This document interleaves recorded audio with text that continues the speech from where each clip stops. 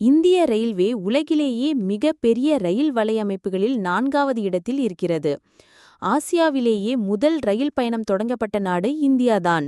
இந்த பெருமைக்கு ஏற்றாற்போல் இந்தியன் ரயில்வே முன்னேறவில்லை என்பதுதான் வருத்தம். எந்த காலகட்டத்திலும் 15 நாளைக்கு முன்னாடி ட்ரெயின் டிக்கெட் புக் பண்ணா டிக்கெட் கன்ஃபார்ம் ஆகாது. எல்லா டிக்கெட்டும் விற்பனையானாலும் கூட இந்தியன் ரயில்வே பெரிய லாபம் சம்பாதிக்காததற்கு உண்மையான காரணம் யார் என்று கேள்வி கேட்க தோணுகிறது. எனக்கு தெரியும், கேள்வி கேட்கிறது ஈஸி, பதில் சொல்றதுதான் கஷ்டம். உங்களுக்கு தெரிஞ்சா நீங்க சொல்லுங்க. இந்த வீடியோவின் தொடக்கத்தில் மாணவர்களுக்கு உதவும் சில குறிப்புகளை பார்க்கலாம். ரெயிலுக்குள்ள இந்த மாதிரி ஒரு ஓட்டைய பார்த்திருப்பீங்க. அது எதுக்கு தெரியுமா? அந்த பெட்டிக்குள்ள இருக்கும் வெப்பக்காற்றை வெளியேற்றுவதற்காக. நமக்கு ஒரு சந்தேகம் வரும், ஏன் ஜன்னல் வழியா போகாத அப்படின்னு. ஆனா வெப்பத்தின் தன்மை அது மேல் நோக்கி தான் போகும். சயின்ஸ் ஸ்டூடெண்ட்டுக்கு இந்த விஷயம் கொஞ்சம் தெளிவா புரியும். வண்டியோட மேல்கூரையில அந்த வெப்பக்காட்டு வெளியே போறதுக்கு இந்த மாதிரி ஒரு அமைப்பு இருக்கும். கூடவே மழை தண்ணீரும் வண்டிக்குள்ள வராமல் தடுக்க இந்த அமைப்பு உதவும். ரெயில் தண்டவாளத்துல இந்த மாதிரி ஒரு அமைப்பை பார்த்திருப்பீங்க. இது எதுக்கு தெரியுமா? இரும்பின் தன்மை வெப்ப காலத்துல விரிவடையும், குளிர்காலத்துல சுருங்கும். ரெயில் தண்டவாளம் மிக நீண்ட தூரத்துல இருக்கும், பல கிலோமீட்டர்கள் தொடர்ச்சியா இருக்கும். வெப்ப காலத்துல விரிவடைஞ்ச இந்த தண்டவாளம் எங்கேயாவது வழிந்து போய்விடும். இதனால விபத்துகள் ஏற்பட வாய்ப்பிருக்கு. அதனால தான் தண்டவாளத்துல இப்படி ஒரு சின்ன இடைவெளியை விடுறாங்க. ரெயில் பெட்டியிலுள்ள கழிவறையில ஏன் குப்பைகளை போடக்கூடாதுன்னு சொல்றாங்க தெரியுமா? அந்த கழிவறைகள் பயோ டாய்லெட் முறையில் உருவாக்கப்பட்டது. அதாவது அதுக்குள்ள ஒரு குறிப்பிட்ட வகையான பாக்டீரியாக்களை போட்டிருப்பாங்க. அந்த பாக்டீரியாக்கள் மனித கழிவுகளை வாயுவாக மாற்றி காற்றுல கலக்க உதவுது. அதுல நம்ம குப்பைகளை போட்டா அந்த பாக்டீரியாக்கள் சரியா வேலை செய்யாது. ரெயில் பெட்டியில ஏன் இந்த மாதிரி கோடுகள் போட்டிருக்காங்க தெரியுமா? அந்த பெட்டி ஜெனரல் டப்பா என்பதை குறிப்பதற்காக தான். ஜெனரல் டப்பாவில் தான் ஒவ்வொரு பக்கத்திலும் 3 கதவுகள் இருக்கும். அது ஒரு வகை அடையாளம்தான். ஒவ்வொரு கோச்சில் 5 டிஜிட் நம்பர் எழுதியிருப்பாங்க. அதற்கு என்ன அர்த்தம் என்று தெரியுமா? முதல் 2 எழுத்துக்கள் வருடத்தை குறிக்கும். இந்த 2 எழுத்துக்கள் அந்த வண்டி எந்த வருடம் என்பதை குறிக்கும். இந்த வண்டி 2004இல் உற்பத்தி செய்தது என்பதை குறிக்கிறது. அடுத்த 3 எழுத்துக்கள் அது எந்த வகை பெட்டி என்பதை குறிக்கும். ரயில் பெட்டியை உற்பத்தி செய்பவர்களுக்கு இந்த குறிப்புகள் உதவும். 1லிருந்து 200 வரைக்கும் ஏசி பெட்டியை குறிக்கும். இந்த பெட்டி ஏசி என்பதை குறிக்கிறது. 201லிருந்து 400 வரைக்கும் ஸ்லீப்பர் பெட்டியை குறிக்கும். இந்த பெட்டி ஸ்லீப்பர் என்பதை குறிக்கிறது. 401லிருந்து 600 வரைக்கும் ஜெனரல் பெட்டியை குறிக்கும். 601லிருந்து 700 வரைக்கும் சேர்கார் பெட்டியை குறிக்கும். அதாவது அதுக்குள்ள இருக்கிற பயணிகள் உட்கார்ந்துட்டு போகிற மாதிரி தான் அந்த பெட்டியோட வடிவமைப்பு இருக்கும். 700க்கு மேல 800 வரைக்கும் வேற வகையான பெட்டிகளா இருக்கும்.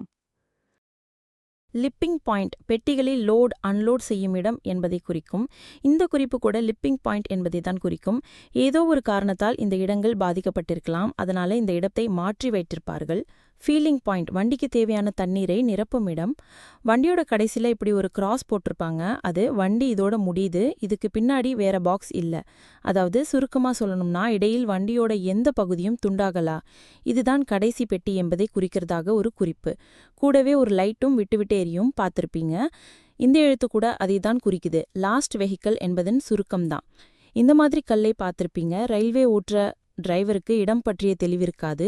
ஒரு விபத்து அல்லது ஏதாவது பிரச்சனை என்றால் அது எந்த இடம் என்று கூறுவதற்கு பிரச்சனை நடந்த இடம் எந்த ஊரு எந்த இடம் என்று எல்லா டிரைவருக்கும் தெரியாது. அதனால அடையாளத்துக்கு இந்த நம்பர்களை சொன்னா போதும். மெயின் லைன்லேருந்து வண்டி ரயில்வே ஸ்டேஷனுக்குள்ளே நுழையும் போது மெயின் லைனாக கடந்து தான் இருக்கணும். இல்லைனா மெயின் லைனில் ஓட வேற வண்டி வந்து இந்த வண்டியின் பின்பகுதியை இடிக்க வாய்ப்பு இருக்கு. டிரைவருக்கு எப்படி தெரியும் மெயின் லைன் பாஸ் பண்ணிட்டோமா இல்லையா என்று எப்படி தெரியும்? வண்டியின் பின்னாடி இருக்கும் கார்டு இந்த வேலையை சரி செய்து முன்னாடி தகவல் கொடுப்பார். நம்ம கூட பார்த்துருப்போம், ஒரு சில நேரம் வண்டி வந்து நின்று திடீர்னு கொஞ்சம் தூரம் போய் நிற்கும். வண்டி எடுத்துறாங்களோ நினைப்போம். ஆனால் இல்லை, அவங்க மெயின் லைன்லேருந்து முழுமையாக வண்டி அப்புறப்படுத்துவதற்காக இந்த அட்ஜஸ்ட்மெண்ட் செய்வாங்க. ரயிலில் சக்கரங்கள் தண்டவாளத்தின் உள்பகுதியை முடிச்சுக்கிட்டு தான் பயணம் செய்யும். வண்டி ஒரு தண்டவாளத்திலிருந்து இன்னொரு தண்டவாளத்துக்கு மாறாது. மனித உழைப்பு ஆரம்ப காலங்களில் பயன்பட்டது. இப்போ இந்த மாதிரி விஷயங்கள் இருக்கு. இந்த மிஷின் மனிதர்கள் செய்யும் வேலையை அவர்களை விட திறமையாக செய்கிறது. ஒவ்வொரு ரயில் பெட்டியிலும் 4 பாத்ரூம் இருக்கும். ஒவ்வொரு பாத்ரூமோட மேல் பகுதியிலும் 500 லிட்டர் வாட்டர் டேங்க் இருக்கும். அந்த தண்ணி தான் நம்ம பாத்ரூமுக்கு பயன்படுத்த உதவுது. அந்த டேங்க் ஏசி கோச்ல இந்த மாதிரி கீழே இருக்கும். ஏசி பெட்டியில் 7 டன் கொண்ட 2 ஏசிகள் இருக்கும். மொத்தத்தில் 14 டன். ஒரு ஏசி டப்பாவில் இருக்கும். அந்த ஏசி இயங்குவதற்கு தேவையான மின்சாரம் இந்த பேட்டரி மூலம் கிடைக்கும். இந்த லைட் அந்த பேட்டரியில் பவர் எந்த அளவு இருக்கிறது என்பதை குறிக்கும். இந்த கம்பிகள் இந்த தண்டவாளத்தோடு இணைப்பதற்கான காரணம் ஆட்டோமேட்டிக்காக வண்டியின் வேகத்தை கணக்கிட்டு எதிரில் ஏதாவது சிக்னல் இருக்கிறது என்றால் ரயிலை இயக்கும் டிரைவருக்கு தகவல் கொடுக்கும். சில நேரங்களில் டிரைவர் எதிரில் இருக்கும் சிக்னலை கவனிக்காமல் வண்டியை இயக்கினால் இந்த மிஷின் வேலை செய்து கண்ட்ரோல் ரூம் மற்றும் டிரைவருக்கு தகவல் கொடுத்து விபத்தை தடுக்க உதவும். சில காலங்களுக்கு முன்னாடி தண்டவாளத்தில் இந்த மாதிரி மரக்கட்டைகள் பயன்படுத்தப்பட்டது. இதற்கு பெயர் ஸ்லீப்பர் என்று சொல்வார்கள். வண்டிக்குள்ள இருக்கும் ஸ்லீப்பர் என்பதன் அர்த்தம் வேறு. இந்த கட்டையையும் ஸ்லீப்பர் என்றுதான் சொல்வார்கள். நவீன காலத்தில் இது சிமெண்டால் தயாரிக்கப்படுகிறது.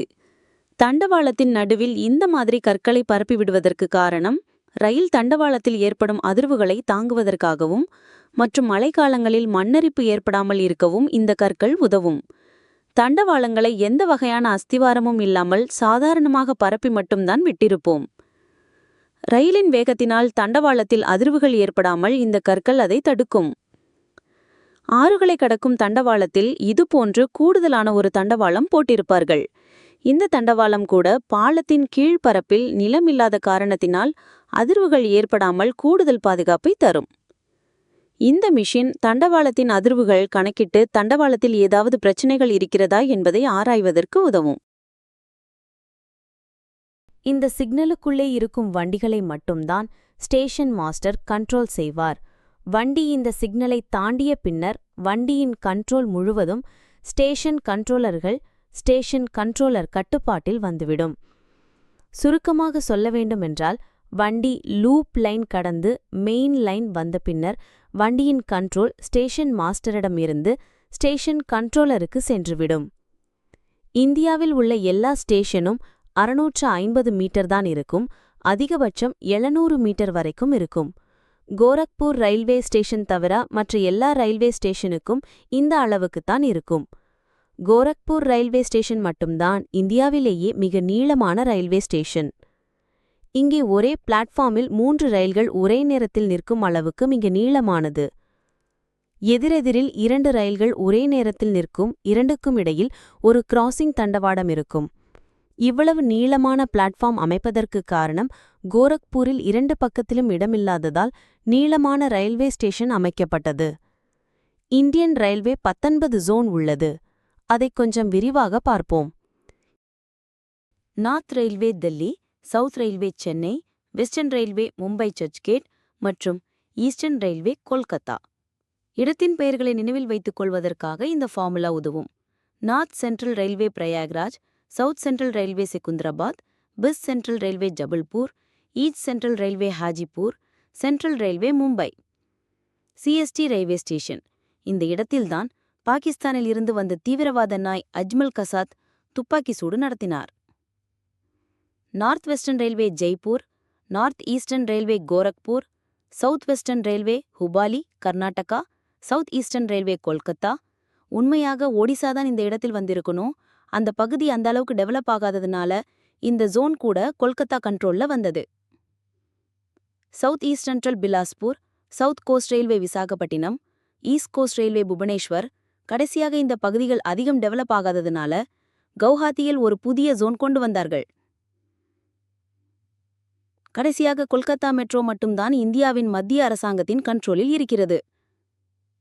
இதுவும் ஒரு ஜோன் கணக்கில் வருகிறது. மேலும் தகவல்களை அடுத்த வீடியோவில் பார்க்கலாம்.